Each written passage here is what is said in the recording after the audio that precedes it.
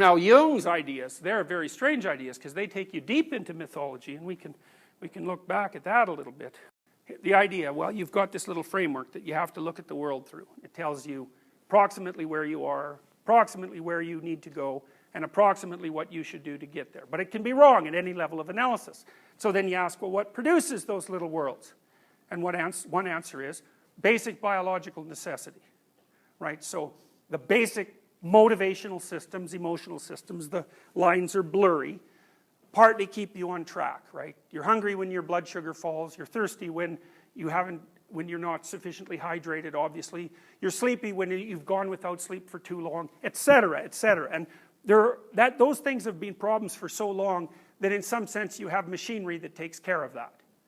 Okay, so that's modeled there. I sort of roughly broke the fundamental motivations into those that keep going and those that help you propagate, because in some sense those are the two Darwinian problems that you have to solve in life.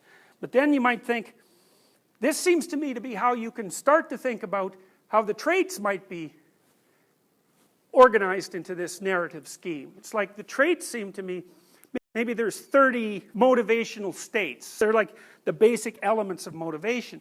And then maybe they clump together in 5 different ways. And out of that we get the 5 traits. And then the 5 traits are like, they're kind of like the preconditions for your particular story.